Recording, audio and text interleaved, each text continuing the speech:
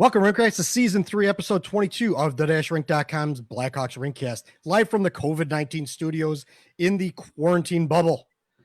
Today is Thursday, July 30th, 2020, and I'm your host, Jeff Osborn, infamously known on the Twitters as Puck and Hostile.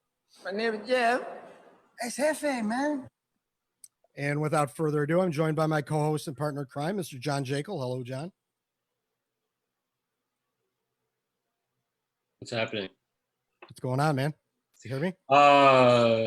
Same old shit, different day. Cool. I think everybody can relate to that. And dropping the hair quotient on this podcast, as I mentioned in the free chat, we have Mr. Ray Napientek, our writer, our Chicago Steel writer, and he writes about the Blackhawks.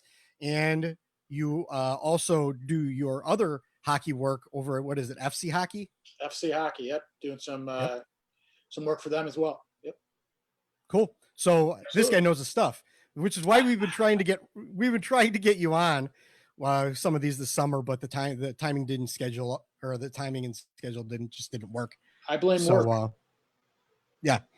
Yep. I think we're all blaming work right now. Blame COVID too, but yeah. So, but anyway, we're brought to you by puckhockey.com. That's puckhcky.com, like the hot hat that John's wearing right there. I am not wearing my puck hockey gear only because I'm wearing my friend John Olympiak lost his brother. Yeah. Unfortunately, I don't want to bring everybody down. Unfortunately, lost his brother just last week. He was only 37 years old, and he's a former teammate of mine. We played a lot of roller hockey, inline hockey together. And John and his brother were both teammates of mine. And it was very unfortunate that it happened. So a friend of ours, former teammate, put these Mike Olympiak t-shirts together. So that's why I'm showing my support for my friend John. Yeah, but puckhockey.com also, you will hear the commercial as well a little later in the show, or at least on the podcast side, you will hear the commercial I threw together. And that tells you all the cool stuff that they'll have over at puckhockey.com. So otherwise, hey, it's Blackhawks. Blackhawks has started. The NHL's running several games per night. The Blackhawks played last night against the Blues. Let's start off and just talk about the hockey in general, the NHL, the in the bubble. What are your opinions? John, you could start off. Wow. I've been very skeptical of the league's ability to pull this off in the context of a pandemic, but so far so good. I am actually, I have to admit, some cautious optimism about the games, and looking forward to seeing a little hockey again, and playoff hockey no less, or I guess play-in hockey. Which, again, I'm a purist, I'm old school about stuff. So I'm naturally a little skeptical about this, but I'm interested, like we talked about the last show. I mean, I think it's a great learning experience for some of the brighter lights of the Hawks' future, Kubalik, Boqvist, Kirby Dach, those types of guys. So that's all kind of exciting. Well, I know we're gonna talk about the series and break it down later, so I'm not going to get into that. So yeah, I mean, so far so good on the bubble. I really hope we don't have anything happen a la Major League Baseball. If you really look at it, it shouldn't be that way. There's a lot of different factors and variables in the hockey bubble versus MLB. So let's keep our fingers crossed and see what happens with this thing. Yeah, Ray, what do you think? It's been great. I'm shocked. Back when it first started in March, April, you kind of thought like, man, how are they going to put this together? And, to come up with the thought process of a bubble and getting everybody there and, keeping everybody healthy. We saw the numbers that came out, the other day with, the testing, and it's been incredible, just the thought process that's really gone into it. I can imagine what these meetings were like to get this done, but I've been impressed. That's for sure. Because I didn't think there was going to be hockey. Yeah, I mean, we're still skeptical for sure that, this can run for more than 3 days. Mm-hmm. And, but for right now, I mean, they have some things that are going from, and I kind of joked about it on Twitter, which is like, the best thing any sport could have done was get the hell out of the United States. Like they went to Canada. That was the smartest thing they could have done. Canada, it's more controlled there. Literally every sport should just play outside the United States for the rest of the year. And I'm not even joking around. I'm not screwing around with the way it's going. It's going up, it's going down, it's going up, it's going down. People aren't, taking it seriously. Like, screw you. Just go out of the country and go somewhere else where it's controlled and you have a little bit better chance of this succeeding. Instead, you're like the NBA who runs down to Florida where it's the worst. And, baseball's still traveling around the country. And now we've seen how that's turned out. Those just seem like they're doomed to fail. And oddly enough, and shockingly to everybody, the NHL looks like they could, get most of this, done. If everything keeps going as it's going, I mean, they could, someone could raise the cup. Yeah. Yep. I've been to Edmonton 3 times, and it is quite literally the most geographically remote market in the NHL. I mean, and it's hard to get there, even if you want to go there, So, and on the other note about there will be hockey, having seen the Blackhawks defensive depth chart, I think it's still quite permissible to have skepticism over there will be actual hockey, or what we call NHL hockey. Well, there will be hockey. It happens. There'll be hockey. We don't know about from the Blackhawks, but there will be hockey. Oh, yeah. Yeah. I mean, that's a whole nother subject altogether. But, you could see behind me, I got the rendering of the, what it's like in Edmonton. And I kind of mentioned it's kind of like a WWE feel to it. And I kind of like it. The one thing that I kind of questioned yesterday, and not many people are going to feel my pain on this one, but as a goalie, why didn't they make the covers for the seats white? Like the puck, when it goes above the dasher board, can be lost in dark backgrounds. I've had it happen to me. I'm sure goalies have had it happen to them. You just lose it for a fraction of a second. You have the option this time. You don't have to worry about fans being in the seats and having different color stuff on. You could make it standardized. You can control, for the first time ever, you can control what's going on back there. That was my only, question about why they didn't do a thing the way they did. Or, I just think that they should have made the seats, or at least the behind the goalies, white. But other than that, I think they're doing a good job. I like the in-rink, the video screens that change for each game. That's kind of cool. I don't know if I'm into the whole fake goal horn. I didn't even realize it yesterday until Kirby Dach, was it Dach that scored? Someone late in the game. And I was like, wait a minute, that's the Hawks goal horn. So they're playing it, and it doesn't seem as loud. It just seems muffled. I don't know. I'm not into the fake crowd. Like, just let them be what they're going to be. If it's going to be quiet, let it be quiet. And, I don't miss the fans. I honestly don't miss the fans at all. I don't miss a lot of Hawks fans. Yeah, well. You know who you are. Yeah, no kidding. The whole the Crawford crowd, the Dylan Sakura crowd. It'd be nice to hear a little bit more of the game with the referees and stuff like that and the players, but that would probably end up being a cable TV or a pay-per-view type thing, just to hear a little bit more of that access. But that's tough to do live. I know. Did you hear goal horns and stuff? Did you hear that the microphones on some of the referees, when they were broadcast the audio backwards? Lovely. It was just like when the ref would go over to the penalty box and you flip his mic on, it was actually playing the audio backwards, but while the rest of the audio was forward. I don't know what was going on. That's some kind of, I mean, I'm a technical guy, but I'm not an audio engineer, so it's like okay. Barry Bettman doesn't know what's going on either. So yeah, that was pretty funny. It was comical, but I mean, at this point, the NHL is the least comical sport out of all of them, that's a win for hockey, and fans. That's saying something. Yeah. So, I mean, I guess we'll see. We'll see what happens. Just take it day by day at this point. And the first time we start seeing some positive tests, then we'll wonder what's going to happen. They're going to start canceling things, and they're not going to be able to postpone stuff like they're doing in baseball, where they're just, postpone a week and Right. move it to the end of the season or do extra double headers or something like that. Right. They don't have the luxury of being able to do that. So They got to stay on schedule. Yeah. I mean, yeah, the schedule is that tight. Yeah. But I was also mentioning too to somebody the other day, I'm like, at this point, can you really be that critical of the NHL? In 2 weeks, they've got 24 teams, 31 guys per team, plus, staff, plus all this stuff, logistically scheduled, traveled to 2 cities in Canada, going over borders and getting the arenas set up and getting the bubble situation set up. Like, they did a lot of work in a handful of weeks, like 2-3 weeks. You can't really, you can't really nitpick them at this point in time. I think they're doing a pretty decent job, to be honest with you, with everything that's going on. And as much as it pains me to say that, I think they've done okay. agreed. So, Agreed. Absolutely, 100%. I have a hard time getting people ready for school, let alone 24 teams. I feel you. I feel you, Ray. Getting out of bed. I know. I can't get my kids sleep until like 2 PM now, which is fine by me because that means peace around the house. So, at least for me.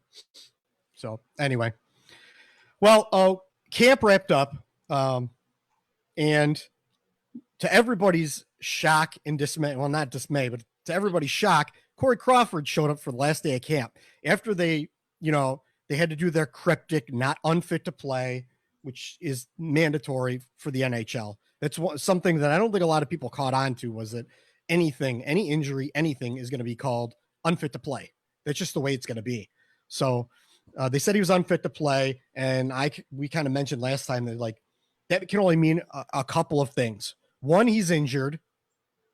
Actually, originally it could have been, he could have opted out, but then he wasn't on the opt-out list. One, he could have been injured. Two, he could have been, in the dark room. He could have been having concussion, symptoms, or he has COVID. That's it. Those are like the 3 choices. And actually, COVID was the most reasonable based on him not showing up and all that stuff. And here it was, he had COVID. He admits he had COVID. He said he had symptoms early on. He actually quarantined longer. He said quarantined longer than was required just to be safe, which is, and from what he said, he was staying in a separate bedroom in the house, but in the same house as his brand new baby, which I thought was kind of, I don't think enough people actually really brought that up or said anything about it. But it looks like, he made it through and he was feeling better. He came and he played in the last scrimmage they did before they were going to travel and didn't look all that great. Contrary to what I saw some meatheads saying on the internet, that he looks real sharp and he looks like he's right on his game. And he gave up 2 goals to 2 mid-level AHL guys and Brent Seabrook, who's working on half a hip. So in half of a scrimmage, which is, to me, is not looking sharp. Then we'll talk about yesterday's game in a little bit, but that's the way I kind of felt about that. Ray, what do you think about the Crawford thing? What are your opinions on this? Yeah, obviously we're glad he's doing well, and for him to say that that happened to him and then come back. I just think he's getting his feet under him by then. Happy to be back on the ice, and I'm not too worried about a scrimmage and stuff like that. But man, I couldn't even imagine that. You talk about some of these athletes that you're knocked on your butt for a couple of days and stuff like that, and you said he's in quarantine a little bit longer, and the mind that gets racing and stuff like that. Like at some point, you just got to be like, phew, I'm back on the ice. So it's good to have him out there. The only way the Hawks can win is if Corey Crawford's playing well in net. But yeah, to get too worried about a scrimmage or anything like that, even if he would have been a little shaky yesterday, but it's good to have him back on the ice because they need him. I'm glad he's healthy. That's for sure. Just from a human standpoint. And it leaves out that excuse when they go out in 3 or 4 games that we did have a goalie anyway. John, what do you think? I'm kind of torn because I am of the belief that if the Hawks get to the second round, which again when we get into the particulars of the series, I can lay out how I think it's going to go. But but if they get there, all they really effectively have done is, eliminate any chance of getting the first overall pick. And I would argue that they need that first overall pick more than they need some extra, revenue if as such as it's set up in this situation. They don't have any home games, so I'm not sure how it's working. But I truly believe the value of this is to expose some of these younger guys to playoff hockey, and gain that experience and have them learn from this, because I think there are going to be mistakes made in these games by some of these guys. But the opportunities for them to bring them and break it down and learn from it. And unfortunately, I feel like Crawford will, if Crawford plays well, which remains to be seen, but if he does play well, in a way it's good, because I think losing 7-1 games with Malcolm Subban in that kind of undermines the learning experience for the younger guys. It just becomes demoralizing. But so Crawford being in there in more competitive games, I think is good as far as that goes. But I also feel like this is an organization that is looking for validation of what it's been doing over the last 5 years, and they're desperate to have success in these playoffs, I think, on that basis. And quite honestly, I don't want them to have that validation, because I feel like what they've been doing over the last few years is garbage, and they need a new start. So on that, and I won't reopen that can of worms. We do that every show, but I'm conflicted about Crawford being there. Like Ray said, I'm really happy for him as a person after all he's been through and the way he's battled back. The other side of it too is I really hope that they didn't rush him back from this COVID thing, because quite honestly, there are cases where people will have it and then test negative and antibodies and whatnot, and then they get symptoms again, and it goes on for months. And that's not necessarily good for him, and it may not be good for other players in the team too. So, they just don't know enough about COVID at this point to say anyone is totally safe. And I know there are people out there who think otherwise, but there's ample evidence that says that they just don't know enough about it yet. So we'll see. Well, like I said, I was saying yesterday on Twitter that my beer league started up again, and it started up, and they got all these new rules and all this stuff. And I kind of debated, I went back and forth about it, whether I wanted to or not. And I didn't like the way the rules were set up. It was kind of hokey. It was kind of like, it was kind of like playing rat hockey or whatever. And I'm like, I don't think I'm ready to just play rat hockey just yet. So I kind of was like, I told my team that, like, listen, I'll sit out this one, and the next one comes around, we'll go all in, because they're not keeping stats. It's just like, it basically really is rat hockey. And come to find out, I played the first week because they needed a fill-in goalie, but now they've played 3 weeks since, and turns out one of the players on my team tested positive.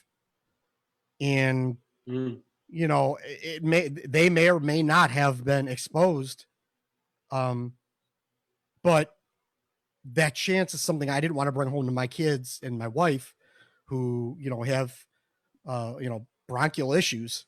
And that could really cause problems for them. So it's like, the same could be for him with his new kid, Yeah. Right.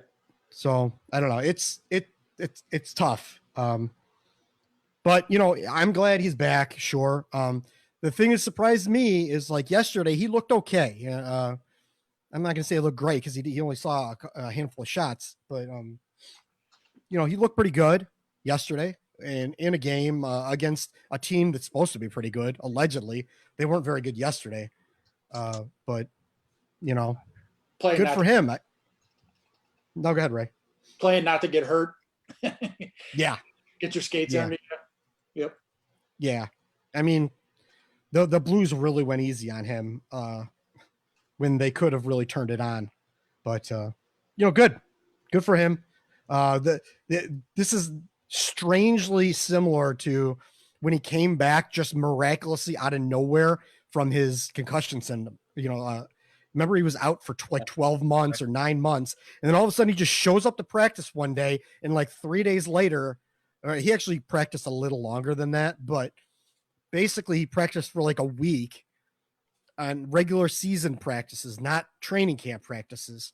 Just, basically going out there, getting warmed up, seeing a handful of shots, running a couple drills, and then they threw him right back in net. And he didn't seem to miss a beat, which was a shock to all of us. I know it was to me, because I took 3 months off of my beer league, and I went out there and I felt like I hadn't skated ever in my life. So I can't imagine what, playing at a pro level and then, being quarantined, having a baby, all that stuff, and then having to go out and play against NHL players. Well, I got a feeling that we're going to find out just how ready Crawford is Saturday. I think he's going to see a lot of pucks, and he's going to see a lot early. I think the Hawks' best chance to make this a competitive series, much less win it, is going to be to take the first game. And I believe Edmonton is coming out loaded for bear. Zach Cashin's going to be lighting up anybody who doesn't have their head up. And, like Eric Gustafson. Yeah. If I'm Adam Boqvist, I'm taking notes on that. And I got my head up and on a swivel because Cashin's gonna be zeroed in on some guys, and he could make some mistakes too, So you just got to see. I mean, you can't ever count out a team that's got Taves and Kane and Dominik Kubalik is hotter than blue blazes, and so we'll see. I mean, it could be interesting, but I have a feeling that if the Hawks don't come 100% ready and charged up and really, really aware and on top of their game, it could get ugly early, in my opinion. Yeah. How about watching that Calgary Edmonton game and our old friend Eric Gustafson showing his true form.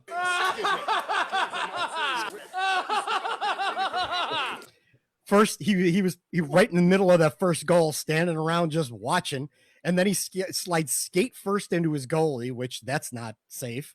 Nice. And then later on, Zach Cashin, actually Gustafson had his head up, so I don't even know how that happened. That Cashin crushed him with his head up, and then he gets his helmet knocked off and doesn't pick the helmet and put it back on, so he gets a penalty on top of it. Not only does he get crushed, but he actually takes a penalty on top of it. Oh God, it's so fun to watch Eric Gustafson on someone else's team for once. Oh, it's priceless. It really is. He's like the comedic gift that keeps on giving, and it's so much funnier now because he's on another team. Yeah, it's so fun when it's somebody else, when he's somebody else's problem. And anybody from the Calgary fan base who was gloating over their acquisition of Gustafson, how you like him now? I think they saw enough Chicago tweets to realize that Gustafson wasn't all that good. I was listening when I was listening to the broadcast. The announcers actually had to point out Eric Gustafson, who actually scored 60 points a couple of years ago, had to verify that he was an actual decent NHL defenseman at one point in time. I don't know. Anyway, so Brent Seabrook, that whole saga is over for at least right now, at least the remainder of this season. He was in camp. We didn't know if he was going to be thrown out there, which honestly, it's better for the Blackhawks if he's not out there. Yeah. He's slow. He's not up to speed. He's older. He's really no better than a sixth defenseman right now.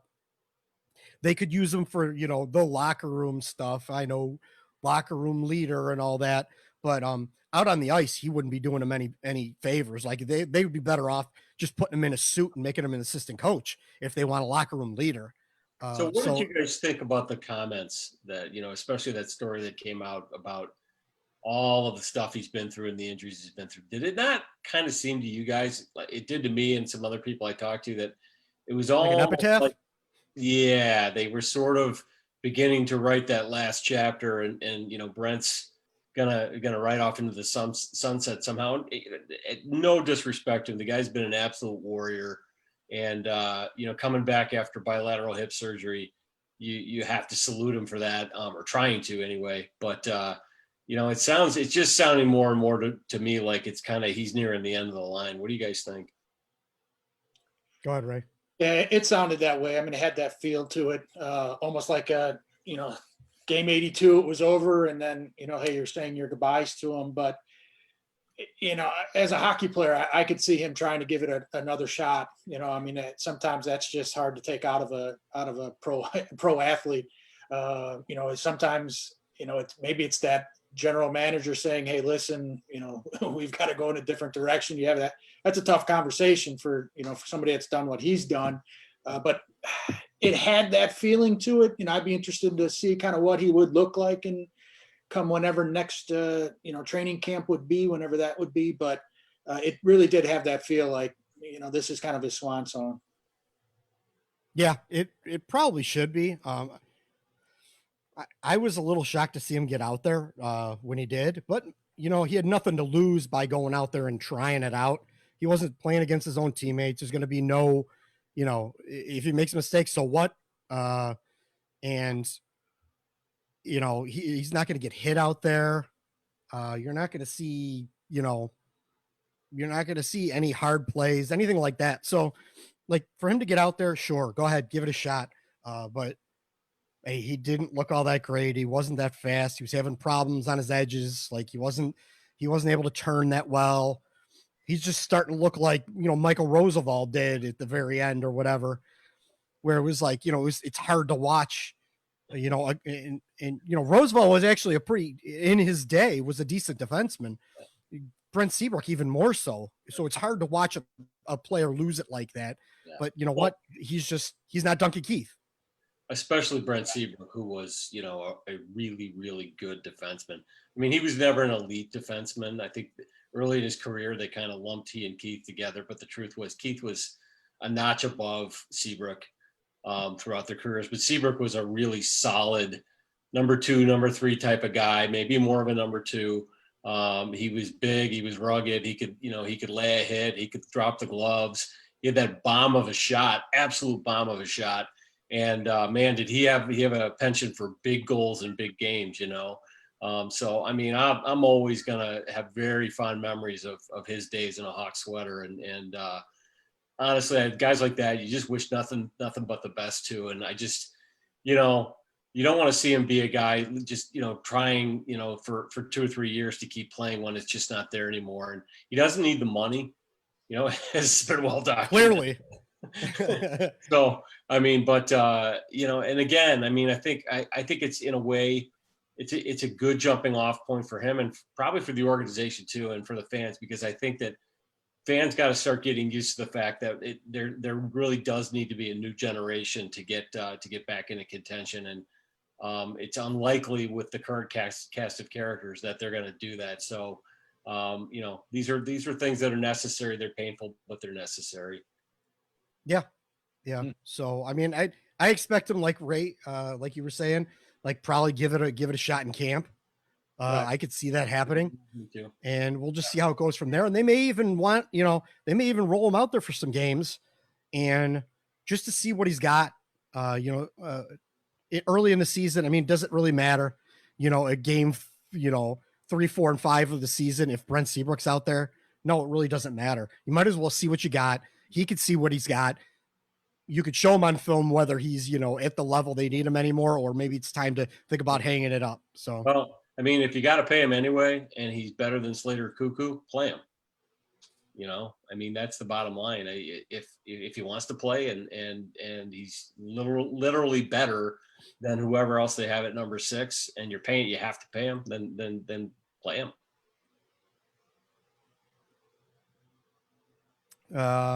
Also, Calvin Haan, Connor Murphy, the Blackhawks and their quote unquote their slew of defensemen seem to be well, at least Connor Murphy, he's injured.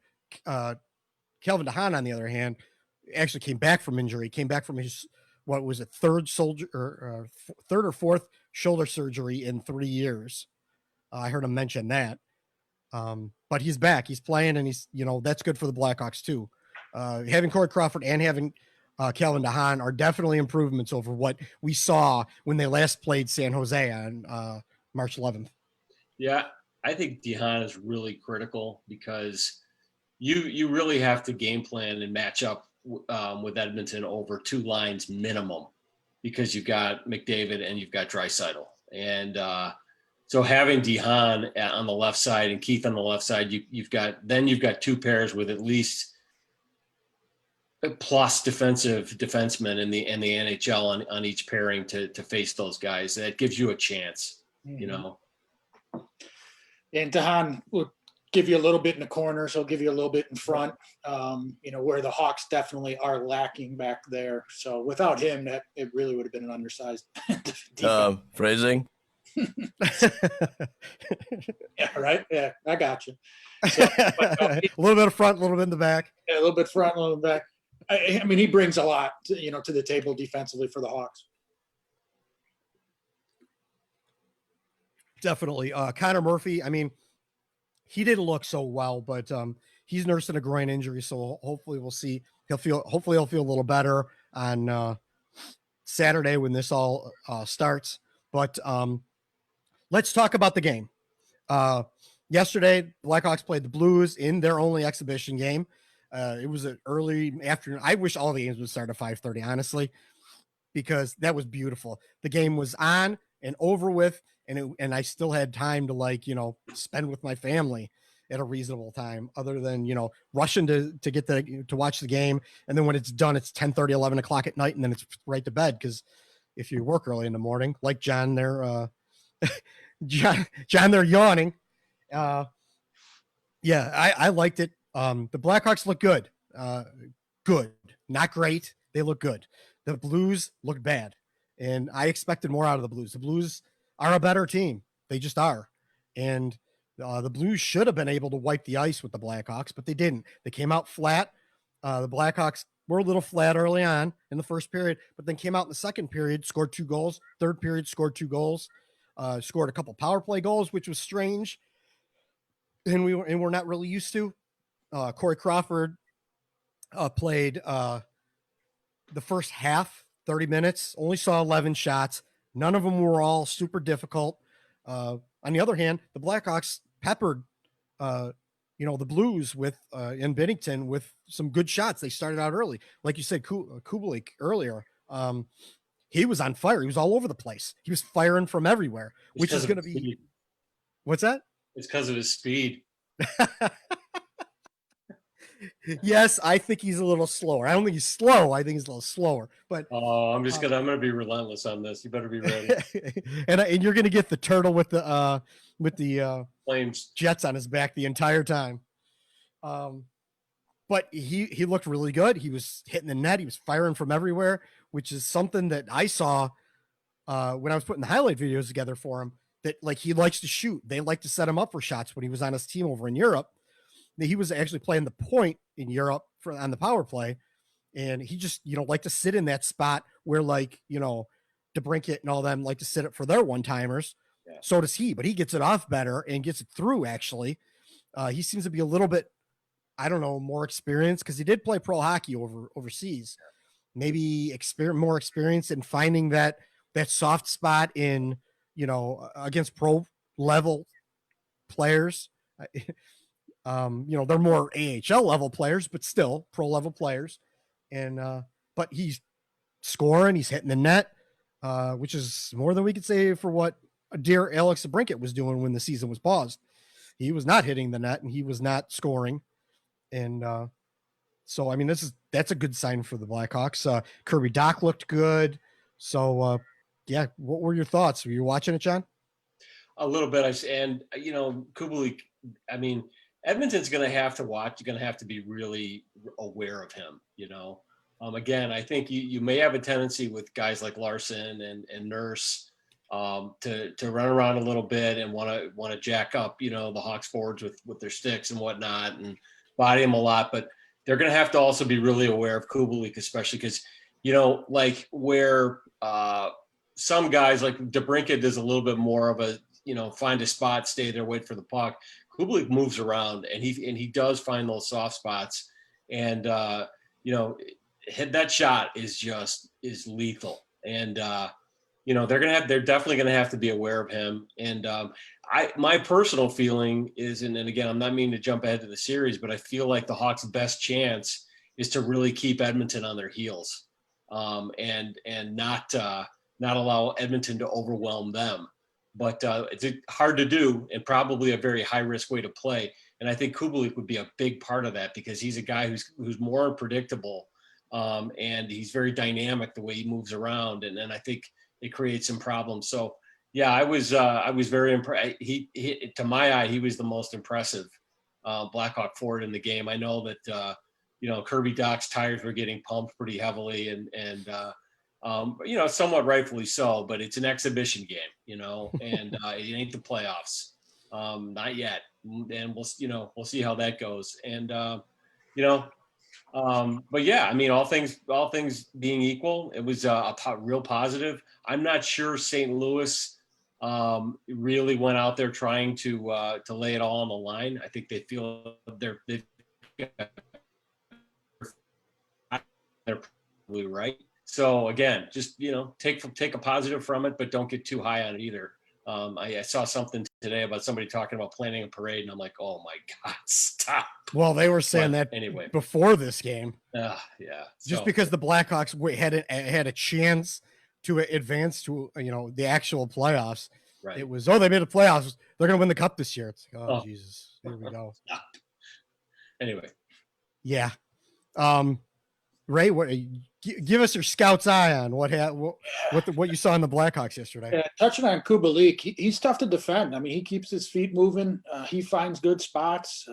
You think you know where he's at, and he's not there. He's tough to defend. So where you might know where Alex DeBrincat is at. If I turn my head, I know probably where he's at.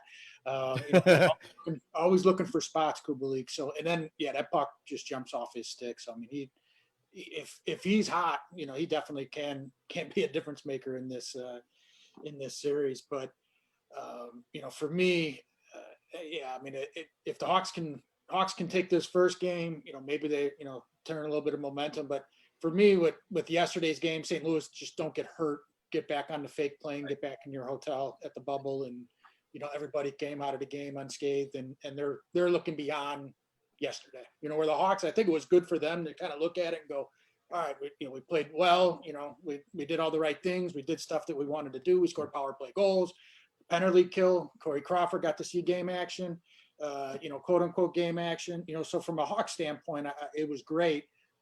But from the Blues standpoint, it's exactly what they needed as well. Nobody got hurt, and they're moving on. Right. Although I did see somewhere in the highlights that was a Carl Gunnarsson went off the ice. I don't know if he was injured or not, but I know he went off in the game. And I didn't even realize that when it happened. I was actually watching the highlights, and I must have missed it. I must have got up or something.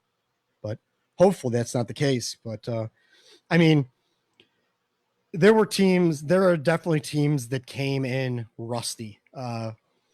If anyone watched the Pittsburgh game, watched Malkin, the turnover that he, oh my God, it was horrible. Just terrible.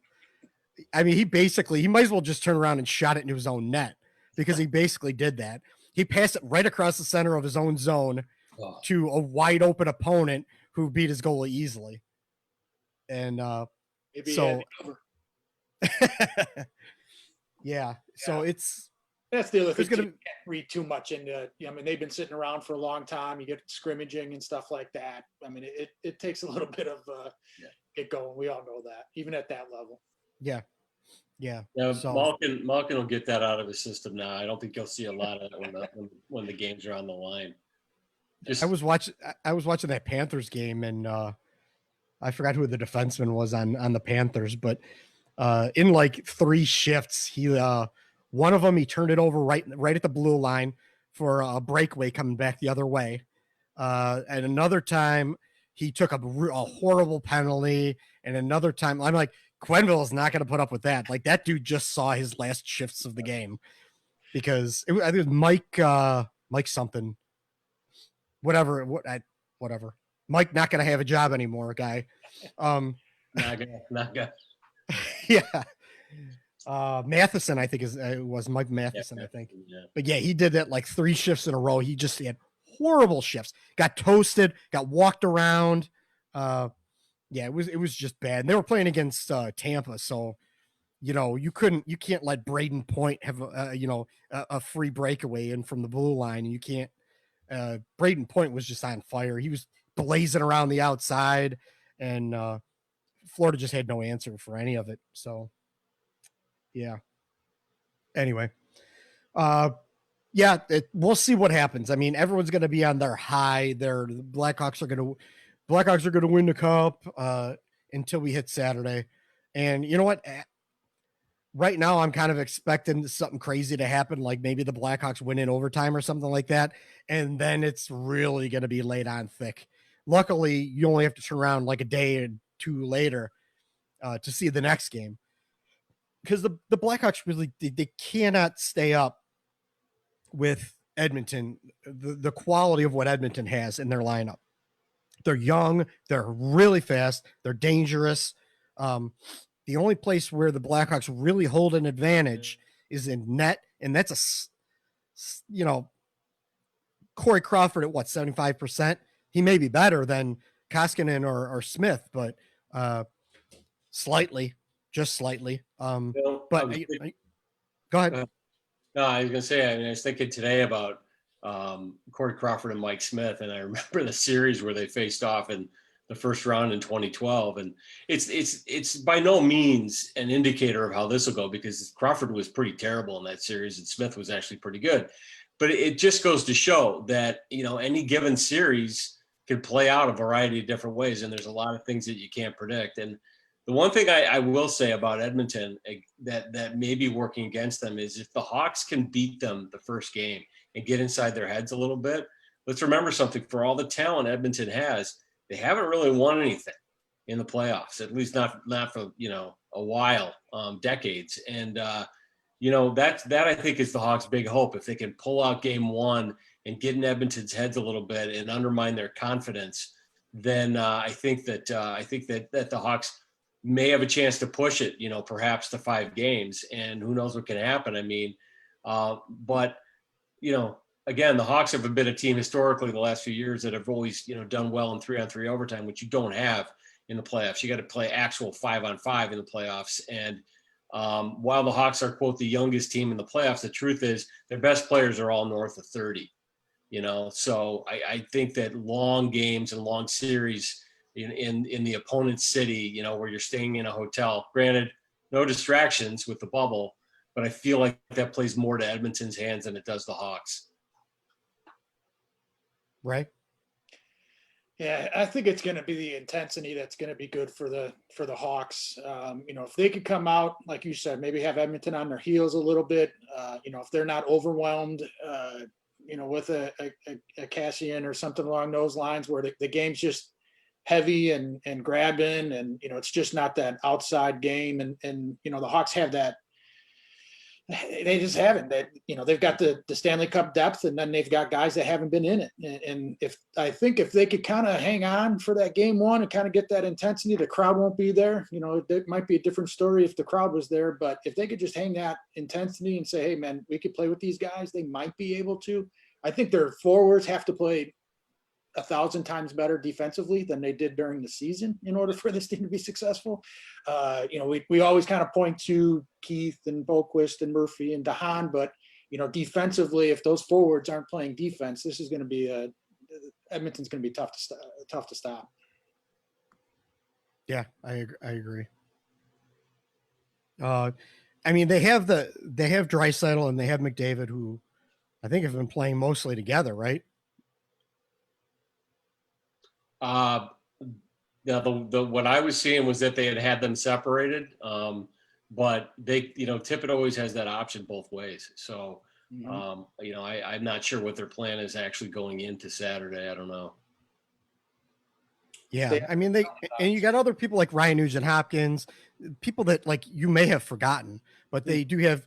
And we had a debate going on privately, I think, in our Rink chat about like Andreas Athanasiou and Tyler Ennis. If nothing else, they're fast, and going the other way, coming at your goalie, that's a lot of speed. Yeah. Whether Ray, I think Ray thinks that Athanasiou probably can't. You might as well just send him down the ice without a puck because he's not going to be able to control it anyway. Hope it's not in the corner and hope it's not in front of the net. He'll be fine. He's like Willie Gault. He can definitely skate. So, and that's the thing is they do have secondary scoring. I mean, it's something that, it's not just a 2-man show. It's an awesome 2-man show. And you let them on the power play. It's a historic 2-man show, but they do have talent up and down the lineup. I got to be honest with you. If I'm Tippett, I'm separating those guys because the Hawks are going to have a really difficult time matching up if you put those guys on 2 different lines. Jonathan Taves can only play against one of them. Mm-hmm. And then after that, boy, are you in trouble because you're talking about a 19-year-old or you're talking about Dylan Strome, who has serious mobility liabilities and is not exactly physical. Or you're talking about Ryan Carpenter. Right. So if I'm Tippett, I'm starting out trying both of those guys separated. I mean, they've had a lot of success with those 2 guys separated. They don't have to play them. Over the years, I mean, they had the option always of loading them up together, but those guys can both drive lines like nobody's business. So that's what I would do if I was Edmonton. And I think if Edmonton does that, this series is then any chance the Hawks have, they're going to have to find a way when Taves isn't on the ice to slow the other guy down. Yeah. I don't think they shouldn't be able to win the series. But stranger things have happened. Yeah. It's not beyond the realm of possibility. And I even said this at the beginning. I'm like, they could beat Edmonton. They've played Edmonton well this year. Yeah. And I'm not going to go out on a limb and say that they're going to beat Edmonton, but if Edmonton plays like they did, the 3 games that they faced the Blackhawks this year, you could beat them in a 3-game series if Corey Crawford's hot. And, you get Dominik Kubalik scoring a goal a game or more. And, as a secondary scoring option, that's not even, a main scoring option. And the guys on defense don't kill you. Having Haan back, like, things could happen. The Blackhawks could make it. Getting further than that, that's not realistic whatsoever. And I agree with you that it would have been a better ending if like Corey Crawford couldn't have played and they bowed out and then they were able to get a chance at that first overall pick. And maybe they were able to pull that off because I think they had a better, and you said this too. We both think that they had a better chance at pulling off the first overall pick than they do making it past the actual first round of the playoffs, not the play-in, right. Not the postseason, the actual playoffs. So that's not going to happen. You pretty much guarantee that. Yeah. So, I mean, it doesn't mean you're not a fan because you don't think that, you're realistic and you don't think the team can get to a certain point. Like that's just expertise and a trained eye to think that like, hey, you've seen this team. It's not that good. You've seen better teams. We've watched, how good 2010 through 2015 was for this team. Even when they were bad, they were probably better than this team. But they do have some promise. And, Kubalik was a diamond in the rough that they found. I mean, he probably equals a high first round pick for them at this point in time. Yeah. I mean, if they were gifted, if they'd have been able to project that he would be this kind of player, yeah, he would have been a top 10 pick for sure. Yeah. So, I mean, they basically got a free high first round pick out of this. So that's nice. They can, they're building the core of the forwards again. And, the defense is what the defense is, and Boquist is going to be what he's going to be, but they're just going to throw him out there and they're just, this is good experience, playoff type experience for a young player like that to see what playoff hockey's like in Kirby Dach. And, those guys who have not seen this kind of hockey because the Blackhawks haven't been in the playoffs in 3 years. Yeah. And, these guys were in juniors or college the last time the Blackhawks actually saw the playoffs. Speaking of the Hawks and Edmonton head-to-head, it wasn't this year. It may have been previous season or 2 seasons ago. I remember a game they went up to Edmonton, and the Oilers just pushed the Hawks around the building the whole night, and it was not pretty. And I that's the other thing I think may happen. The Oilers may try to do is their defense is big, and those guys are not afraid to push people around. Now, again, that could be high risk, high reward. I mean, because the fact that you can get a little out of position sometimes and whatnot. But I got a feeling that those guys like Nurse and Larson and Clefbaum, they're going to be really, really getting very physical and bodying a lot of those Hawk forwards. And, you can use that argument. Well, it's tough to hit what you can't catch, but I mean, some of those guys are not terribly mobile either. I mean, it's like Stroman to Brinkett primarily, and I just think that it's going to be interesting to see how Tippett game plans this and how Calton responds, or Calton game plans it vice versa. But all the advantages are in Tippett in this game, because he's got better talent. He's got bigger talent. He's got faster talent. The question is going to be, what can the Hawks do? And can Corey Crawford really stand on his head? Because just to keep to keep the Oilers below 2 goals a game is going to be remarkable for a guy who had COVID-19 3 weeks ago. Yeah, that's a great point. What is his, what is he going to pass out? Like, is he going to be, lightheaded? Is his lung function back to where, it really needs to be when, he's scrambling around the crease because Connor McDavid's skating around the net 5,000 miles an hour, just teeing off on him constantly. The Blackhawks don't seem to care, apparently, or, Corey Crawford miraculously, can just heal like Deadpool, and he could just show up and play. I don't know. I mean, the Blues came out and looked bad, but the Oilers in their game played Calgary, beat them 4-1 pretty handily. McDavid had 2 goals, and I said it in the second period. McDavid was deferring to the pass midway through the second period.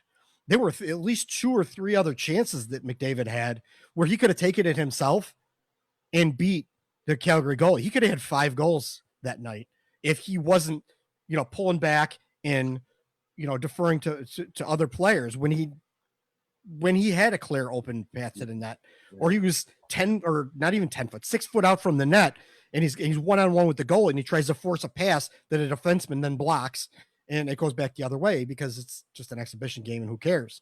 So the Oilers came in pretty hot and looking like they're running on all cylinders, which is not what the Blues did against the Blackhawks. So this is going to be a different animal you're going to see against the Blackhawks. Plus, I mean, as much as there's no fans involved, Edmonton's playing in their home rink. Right. In the city where they all live during the season. Right. Like, they might not all live there in the off season, but during the season, this is where they all live. They're pretty comfortable. They know their way around. Right. Other people are, traveling this bubble and all that other stuff. So that could play a little bit into it. And plus, Edmonton is going to know the bounces in the rink. I saw some plays, and I think it was in Toronto.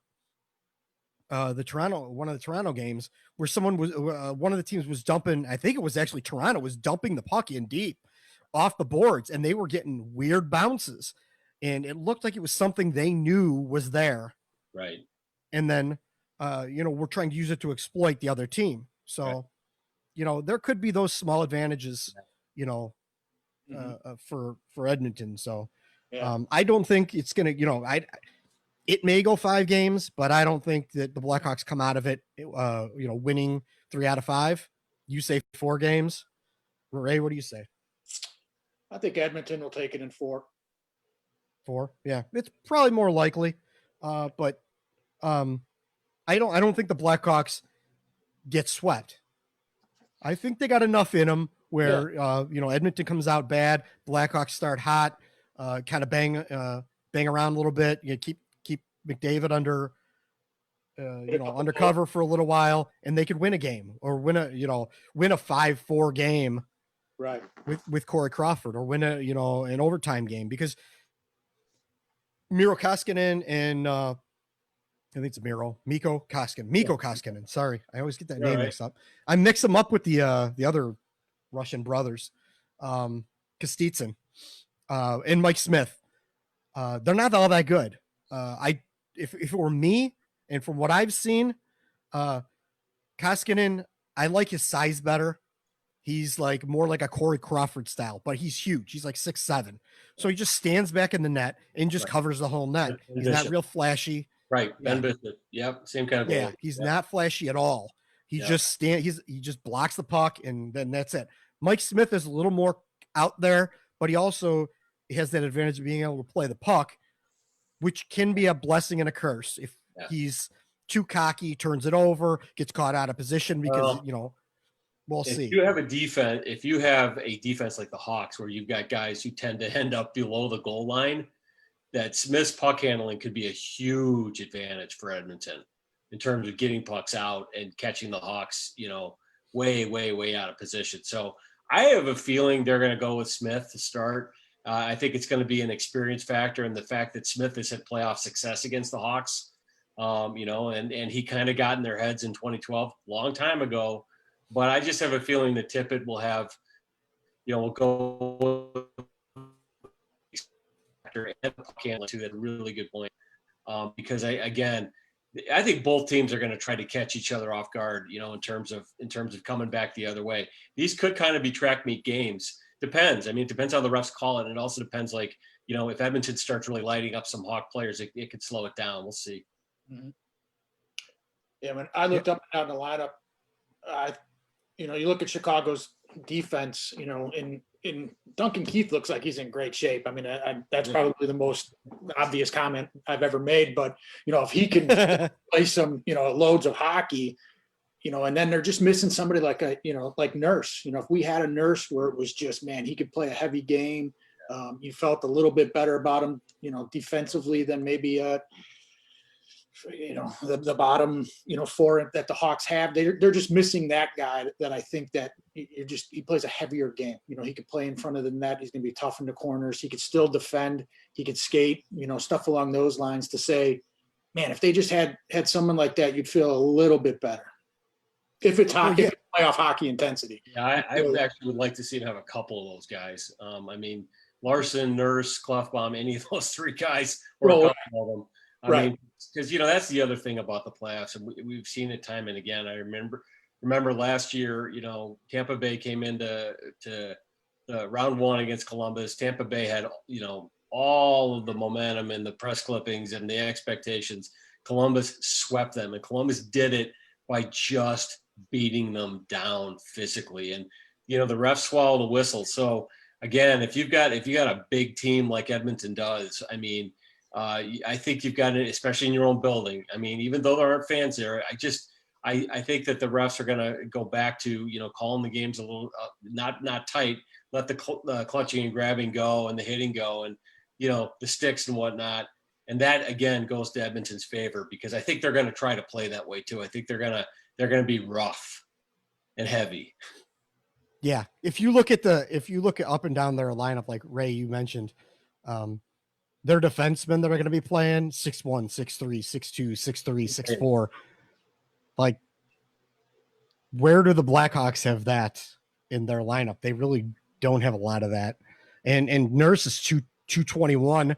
Larson's 210. Lagesson, I don't know if he's going to play, but he's 210. Clefbaum 215 or 220. Like, there you go. Big, heavy defensemen that are going to be able to push small forwards around. And the Blackhawks don't really have an answer for that. I mean, even on forward, their fourth line winger, what's his name? What is it? Kahira? Yeah, he's the center. 6'4", 215. Like, the Blackhawks have, Kirby Dach, who's tall, but he's not 215. That's for sure. No. Zach Cashin, 215, 6'3", 215. Like Leon Draisaitl, 6'2", 210. Yep. Alex Chason, 6'4", 210, roughly. Even Athanasiou is 6'2". He's only 190, but these are some bigger players that complement the smaller Yamamotos and Tyler Ennis's that are going to be out there, because you're going to have big players to kind of hide those smaller players around a little bit. So yeah, they have a nice mix. Yeah, but unlike other big teams around the league, Edmonton's got a lot of speed. Yeah. They have speed and size, which is a rare commodity. Yeah, and I think, again, I mean, and they're not – I mean, Tippett, I've heard people, run him down as a coach, but, Yeah, he is part of that sort of, 15 coaches around the league who, are work somewhere every 3 years they get a new job somewhere else. But his track record and reputation is slightly higher in that group in terms of an NHL coach. And with a young team like Edmonton, and Edmonton's a young team too. I think that's what you want. You want somebody who really can keep them on an even keel. And if they start out bad, he can get them back in the game pretty quickly or back in the series pretty quickly. Jeremy Calton, I don't know. We don't know he's an unknown commodity when it comes to coaching a playoff team, an NHL playoff team. So we'll see. And he hasn't shown too much in the regular season to give us really anything to look forward to. While you have Dave Tippett, who is pretty respected among coaches. He is in the old guard, but he's kind of in the backside of that old guard where he looks like he's one of those guys who's willing to embrace, analytics or embrace a more run and gun style. I don't think he always has to he's not like Mike Babcock where he was holding the Toronto back by trying to have them be this button down team that they're not. Yeah. I'd love to have Dave Tippett in Chicago, to be honest with you. I think he'd be a good coach to maybe help this team, this young team, but we don't have that. We have Jeremy Calton. So I think part of the reason he's not in Chicago is he's very much in the Joel Quenneville school of coaches. And I mean, he and Q played together in the NHL and they speak very highly of each other's coaching styles. I think so. That could be the reason he's not here, yeah. What do you think of the coaching face off between the two coaches, Ray? Yeah, I mean, it's obviously in Tippett's favor. He's been there, he's done that. Colleton, this is, hey, instead of playing games 71 through 82 and then going golfing, here's your chance. You got a series against another team. You're the underdog. Show us what you got as a coach. Is your team prepared and ready to play and stuff like that? Definitely under different circumstances. I understand that, but for Colleton, he definitely, this is where you can make your chops here a little bit and say, I wasn't overmatched. If you get at the end of the series and you go, wow, that Colleton was overmatched, then you've got bigger issues. But it's definitely better than them playing out the last 12 games of the season. You get a feel for this playoff hockey, yes, a play-in hockey, but it's going to be a different intensity than just playing out your games and going to golf. So, but Tippett definitely gets the edge. That's a no-brainer to me. I had to bring out this sound clip for Forklift. Bazinga! Because he thinks he looks like Sheldon. Who, Tippett? Well, so we're saying it right here, guys. What I'm looking forward to is Chicago's back, baby. Rebuild over. We're done here. Or I have but this is words the for story you. we're going to tell. Yep. Brent Seabrook comeback tour. Let's go. That's what it's going to be when training camp starts. Yeah. All right. Well, I mean, that's pretty much where we're at. The Blackhawks will play Saturday at like 2 p.m. They're doing a road watch thing at the Schaumburg Boomers Stadium, where it's going to be like a drive-in kind of thing. You have to buy a ticket, and then you buy a ticket, you get a spot at the drive-in, plus you can sit on like the lawn next to your car if you'd like basically a picnic kind of area. And there will be cars that will be divided. This is what I've seen from the email, because I kind of looked into it. I thought, if I had the time at 2:00 on a Saturday afternoon to go do this, the kids might think it would be interesting, but I just don't have the time to do it. But it's like you get that spot next to your car and your car. The cars will be the dividers for the COVID spreading, and they're going to do this thing out there. And whatever, that it's different. It's unique. I guess you might as well try it. It can't hurt. I don't care either way, to be honest with you. I don't know. The whole idea of driving to Schaumburg to socially distance at a drive-in theater, to me, is just, I would just much rather just watch the game from home. Yeah, I would too. the whole idea of going to a game is about the crowd, and socially distancing is not a crowd. Hey, I applaud the effort, but it just sort of seems misguided to me. I don't know. I don't think Ray, you got anything on that? Oh, I won't be there. That makes three of us. Yeah, it was interesting. I wouldn't have probably ever thought somebody would want to do that, as a marketing team, but get people out there socially distant. But yeah, no, that's fine. I won't be there. Well, speaking of giving it the old college try, one last thing I think we should probably touch on a little bit is the Blackhawks coming out with the announcement yesterday that they are going to try to put more attention on the First Nations, Native American culture. And it has been formally announced that in the United Center for future home games and any team events, that it's prohibited to wear the Indian headdress, the Indian headdress in the arena or any team events, which should have been common sense a long time ago, but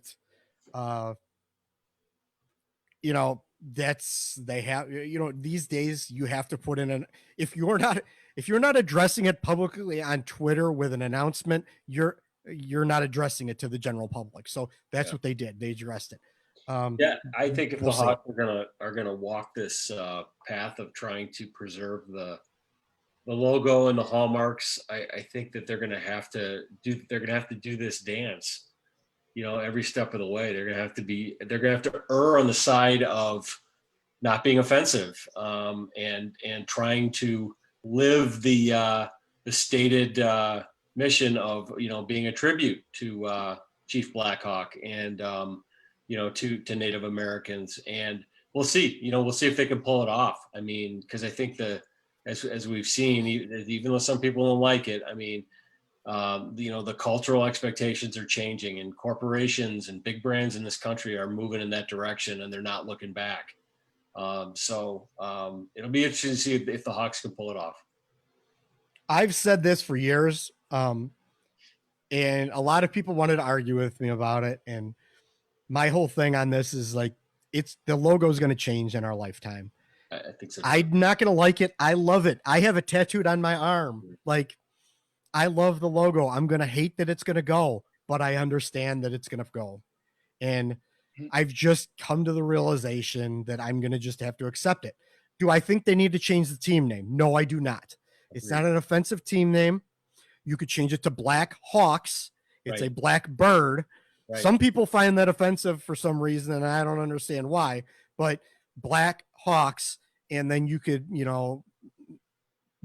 maybe or maybe not use the feathers, however they want to do it. We've seen a lot of different renderings of things like that, or just do the Chicago Sea with but to pull the Indian head off, it's the best logo in sports, but it's going to go, man. I hate that it's going to go, but it's probably going to go. So, I'm just waiting for the time to come. And unfortunately, a lot of people in a vacuum in Chicago don't realize that there are people outside of Chicago who are and aren't Native Americans that are offended by it. Right. And me being middle-class white dude, I can't say whether they can be offended or not offended about it. I'm not allowed. I can be offended about middle-class white dudes. If you want to offend middle-class white dudes, that's me. I can be offended by that. I won't be, but I can be. It's just not my place. So I can't really argue it.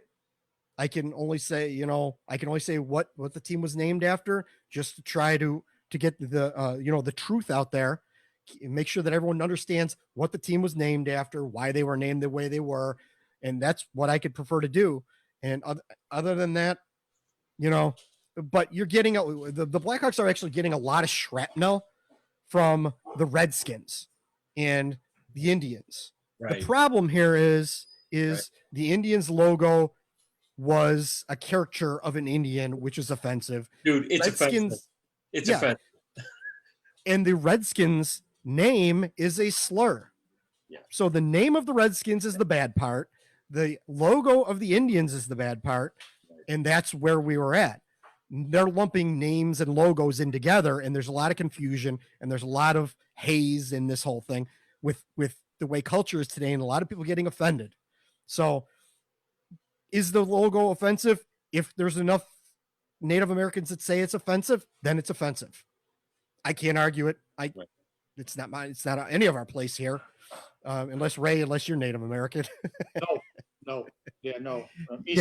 Eastern European. Yeah, I know, which is probably most of us. Yeah. So it's like, don't argue with me, man, about it, because I love the logo and I don't want to see it go, but I'll understand if it goes. That's pretty much, I was surprised to see when we were talking privately with all of our writers, they pretty much kind of all felt the same way. They just wanted people to understand why the logo is, or how it came to be, what it's, out there to show and respect. Honestly, to me, it's not a caricature. I always looked at it as a kid as an homage to mighty warriors of, of Native American descent.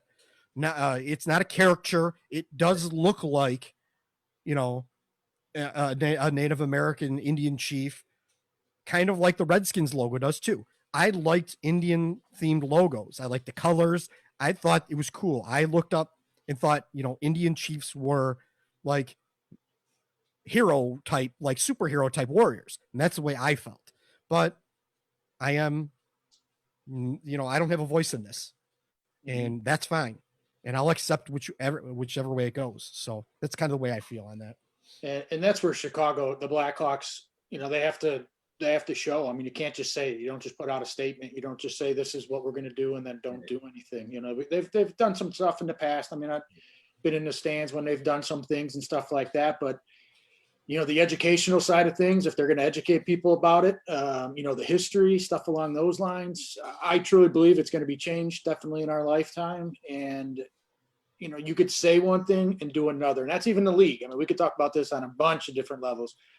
You could say one thing, but then if you don't do it, it doesn't matter.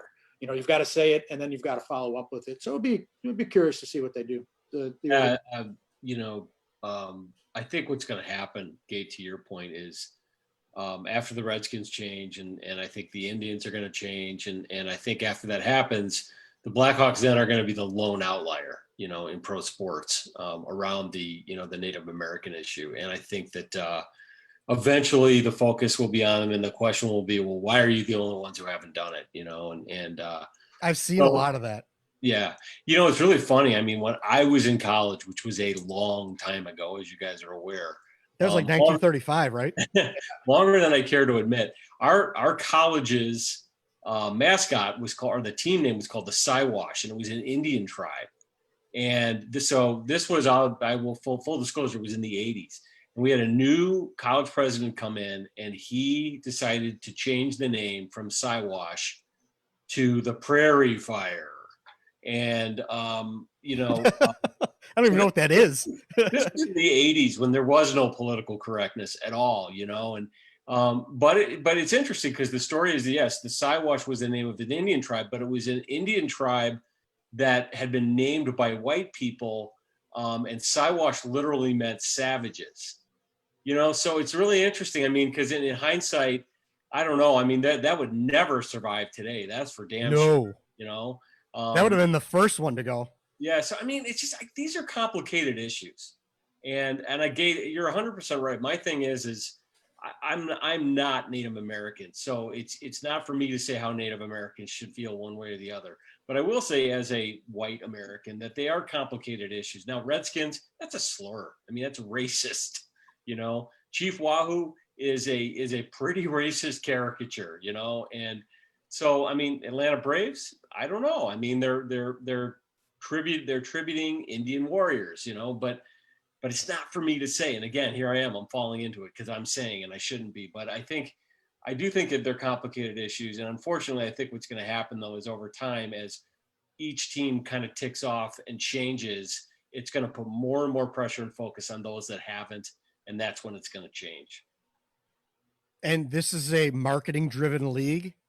Right. And when your marketing team is getting like what's going to happen tomorrow night in, outside the United Center. There's going to be protesters out there for, our nationality is not your, mascot kind of thing. And, I'm curious to see what kind of turnout there's going to be. Or if there are going to be we'll counter protesters, which in this day and age in 2020, it's hard to have a protest without a counter protest. It could be interesting. But if there's a whole bunch of Native American people out there that are offended, like, okay, I get it. You have every right to be there, and I'm not going to argue your right to be there or be offended. That's your choice. And, if you're offended, you're offended. That's just the way it is. I can't tell you either way, whether you're right or wrong. I just, if you're offended, you are offended. And that's not my point or not my place to tell you. So we'll see. But I think that going back to the original point was that, like, with them in a marketing driven league, if you're getting negative press for something, right, it's not always good. That old cliche that they try to say that any press is good press. That's not always right. Look at Jeffrey Epstein. Look at that press was not good. And being labeled one way, whether you are or not, having racist, a race sensitive logo or name, having that label attached to you doesn't help your marketing. So eventually, I think they will cave. Danny Wirtz or whoever is the president is going to say, you know what, this is a fight we shouldn't be fighting. Right. Let's just make an adjustment now, while under our own terms, and move on and do that. That's what I think is going to happen. Now, of course, I'm going to get angry tweets saying that I think the Blackhawks should or shouldn't do it, and that's not what I'm saying. I just think it's going to happen, and just everybody needs to prepare for it. You can be in denial now, but just prepare for it. Right. So,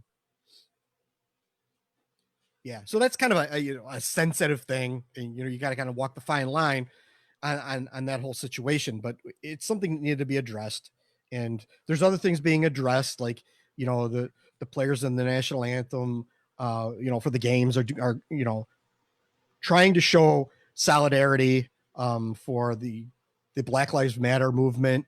And what angers me about that a little bit is the fact that they're making an effort. They're doing something and they get criticized for it. I hate when they get criticized for actually doing something. They are doing something. You might not think it's enough, or whoever is out there might not think it's enough, but they are actually making an effort to do something, to make some sort of statement. And for that part, they should be, at least applauded. You don't have to go out of your way and say they're doing a wonderful job, but they are making an effort. Well, and for that, good. The other side of that coin is I saw a thread on Twitter. It was all Canadians, and basically talking about how there was a photograph of the Leafs in the dressing room wearing Black Lives Matter t-shirts. And it must have been like at least 50 comments, and they were primarily Canadians, and they're all saying how they would not follow the Leafs anymore because they were caving to the political correctness. And I was just stunned because our perception of Canadians is that they're all politically correct and liberal, and actually that's not my perception, but that's a perception that some have, and I think that. Again, I'm going to say this, and some people may not like it, and it's just my opinion, but there's a lot of brands in the United States. As a matter of fact, really all the big brands in the United States are getting out ahead of these movements and are embracing these movements. And the reason they're doing that is because it really motivates their employees, many of whom are people who are minorities or previously oppressed groups. And so it becomes a recruiting and an employee retention tool. And it makes it sound very transactional and not high-minded. And I don't mean it that way, but, brands and corporations run on money. And frankly, that's what the NHL is doing too, in my opinion. And, again, I'm not making a political statement here. I'm just saying, folks, if you don't like it, you better get used to it, because that's where society's heading.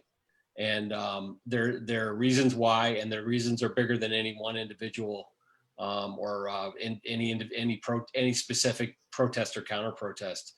We're moving in that direction, and I think that I don't know. Again, I'm going to avoid getting into the politics of it, but I will say that I don't have a problem with the league making a statement and a positive statement. And on a bit of a lighter note, I don't know if anyone saw the picture that got put up earlier with the Bruins and the Columbus Blue Jackets. Yes. And Zdeno Chara arm in arm with Cam Atkinson and Nathan Kirby, who together standing on each other's shoulders aren't as tall as Chara. Yeah, that was a humorous picture. Yeah, that was really something. That's great. I had to put I had to add a little bit of lightness into this. Ray, you got anything else you want to add to that, or? No, I think just my point earlier, to say one thing and do it. I mean, that's what the NHL is doing. They want to do the right thing, and they're showing that they want to do the right thing. In the past, people have said things and done the complete opposite, Right. and, so if you say something and you're going to do it, Right. that's a step in the right direction. Now it's got to continue, but it's a step in the right direction. Right. Yeah. And, I want to bring this up because since we're kind of really talking about it right now, it looks like today a lot of the players who are basically involved in this Hockey Diversity Alliance group, was there players of color. They created this thing along with Kima Lou and that whole thing. Their website, they were sharing it all today. So I shared it on all of our social media accounts.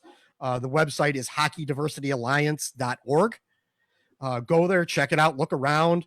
If you're curious about what it is, I went there, I checked it out, I clicked around their website.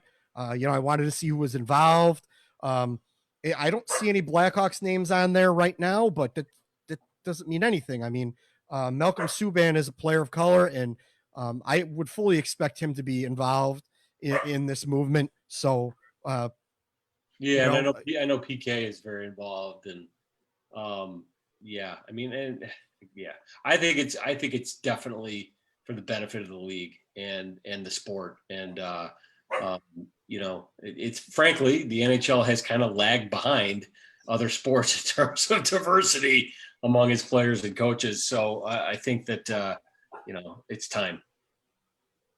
Definitely, yeah. So if you're feel free to go check that out. I shared that on all over social media. It's on like Matt Dumba's account. It's on several players who are involved with this group, the Diversity Alliance, Akeem Alou, and a bunch of others. So, check it out if you're interested. Read more about it. And they don't really have a Twitter account for it yet, which is kind of surprised me, but I assume they're going to be rolling with all that soon too. So. I guess, that's kind of really it as far as like news, Blackhawks stuff. I don't really have much more. John, you got anything you want to talk about? No, I guess I do want to also echo your condolences to the Olympiak family. I've had some interactions with Jonathan. Seems like a really good guy, and that's just it's a tragedy. It's really sad, but no, beyond that, I'm just like kind of geeked up. I'm going to spend Saturday basically in the recliner. I'm in the Barca lounger, and I'm going to be, I may consume a few more carbs than I normally do, and just it's going to be fun. It's going to be fun to watch. So yeah, I was showing what game started Tuesday? Was it Monday or Tuesday? I watched all the games. I went and just watched game after game after game the first 2 days. And the Blackhawks yesterday, I kind of took a day off, but and just watched the Blackhawks game. But I did watch some of the other stuff. It's great to see hockey again. It's great to see live hockey out there, not replays of games from 2010 that the Blackhawks media is rolling out there or anything like that. It's nice to see live hockey, whether it's my team or not. I don't care. I like watching hockey. Some of it's a little more background noise, and I don't pay as much attention to it when it's not the team that I really root for. But that doesn't mean that I don't have it on almost constantly. And I enjoyed watching it. I had a great time. I'm glad to see hockey. I'm not optimistic it's going to continue a lot longer, but I'm going to enjoy it while it's there. So, oh boy, get that Columbus Blue Jackets jersey off. I want to be watching these guys too. Trash times a million. I haven't watched any Blue Jackets. Don't stuff tell yet, me unfortunately. that you wouldn't love it if they beat Toronto in Toronto. Tell me you wouldn't. Oh, I would for sure. But from what I saw at Toronto the other day, man, they're good. They're fast. They're dangerous. So- They're like I said, they're like the 1990 Houston Oilers. They are the run and shoot offense, man. But they are dangerous. They're super dangerous. And they have a lot of talent on that team. I don't. Good Oilers throw out. I like it. Hey, yeah, that was prime. That's high school for me, man. I was playing high school football when the run and shoot was yeah, when the run and shoot was popular and everyone was doing it. Like I remember Homewood Flossmoor who ran the run and shoot offense, and back in my day. So that's just I'm showing my age there. But kind of amazing because like if you look at a lot of the offensive sets now in high school and in like in major BCS college teams, they're all running variations of run and shoot now. They'll throw in those little option runs and stuff, but I mean, like it's the passing game is really all gone that direction. Yeah. The West Coast offense is kind of a version of what was the old run and shoot kind of. Yeah. So, but we don't want to get into football stuff. I mean, I don't claim to be an expert on football. I've kind of drifted away from that sport in the mid 2000s. So I'm not as up on it as I should be. I'm all hockey, man. I don't care about baseball. I'm not watching baseball at this point in time. I'm not watching football. I'm not watching basketball. I'm not watching MLS. I'm just watching hockey now. So I'm going to deliver a warning here. If the White Sox are as good as some people claim they can be, I may get sucked back into baseball. I love the White Sox, so be yeah. Well, the record isn't as good as some people say it should be either. I know. Unfortunately. Yeah. So I don't know. We'll see. Ray, you got anything else that's on your mind as far as just to echo what you said, it's good that hockey's on. Enjoy it. Definitely had some good conversations today. And for the Hawks, stay out of the penalty box. That would definitely be my advice. That's going to be probably the biggest thing because the Oilers, much like Toronto was the other day, they were just teeing off. That's how the Oilers are going to do to the Blackhawks. They are going to tee off, and really, honestly, no one out there can control Connor McDavid. You just hope that he doesn't get the chances, right? And then that's all you can really hope for. So Draisaitl is so good too. It's a tall order. At least he's good in one end of the ice. The other end of the ice, Draisaitl, not so good. Yeah, right. In fact, I don't think he knows where that end of the ice is. Kind of like Alex Nylander. Would you want to bring up the Alex Nylander thing we saw today? We can talk about that for a second if you want. Yeah, sure. Why not? That the Athletic put out a thing where they were comparing Leon Draisaitl, Elias Pettersson, and Alex Nylander and how they could benefit in the playoffs. Throwing Alex Nylander in that group of players should be insulting to anybody. Go ahead. Huh? Go ahead. No, I was saying that should be insulting to anybody who can watch hockey with a trained eye. Like Alex Nylander in that group just doesn't fit. Well, the way I compared it a Lamborghini and a Ferrari and a Pontiac Fiero. That's basically what you're comparing right there. So, but the way it was set up too, it was like really like, come on. It was like the guy said, "What do Leon Draisaitl, Elias Pettersson, and Alex?" I'm still tripping over Alex and William and Alex Nylander have in common. They're each three important offensive cogs in Western Conference teams, and I'm like, come on. They all play hockey. Yeah, I would have been a lot less offended. Yeah, three guys who have never been in my kitchen. That's the answer right there. Nailed it. But I would have been a lot less offended, and I could have understood it if they would have put Dominik Kubalik in there. Would have made more they're sense. Not of the same. They're not in the same level, but Kubalik is going to be very important to what the Blackhawks are going to do. I could see that. Alex Nylander, by the time this thing's over, he could be playing the fourth line, and it's very likely he'll be playing fourth line. He could have his ass stapled to the bench too by the time it's all over. I mean, despite what the Blackhawks marketing team was throwing out there in camp about how Alex Nylander, with no hitting in practice, was setting up all these chances. He wasn't even really scoring goals. He was just feeding other teammates. That was a lot of lip service for a player who yesterday was virtually invisible, and he probably is going to be virtually invisible for the entire series as well. Well, and I think that's going to be part of what Edmonton wants to do with guys like him is they're going to want to send a message early and often and just get him to quit, and we'll see. I mean, that's the challenge. Yeah. So, well, that was a funny thing I had to kind of bring up, but I think I'm done with that. So you want to wrap this shizzle up? Let's do it. All right, cool. So with all that, all the social media accounts, at the Rink Shy, at the Rink Official, at the Rink Colorado, Columbus, the Rinkcast. I'm at Puck and Hostel. Ray is at Hockey Knapsack. That's just a K at the end, no, not a CK. John is at Jaeckel, Jaeckel. We do have the Rink NWHL account out there if you want to go follow that. If you're interested in the NWHL, a few of our female staff members are going to get involved, or at least Juliana and Chris and Juliana, Chris, and Marie are going to get involved, and then Lucas is also going to get involved in the whole NWHL thing. We're not sure when that's going to really kick off. Probably with the kickoff of the season, which today or yesterday was announced was going to be pushed out a little bit.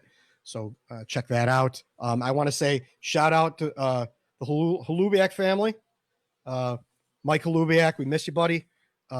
John, I love you, buddy. You're a good friend of mine. So we're sorry what happened.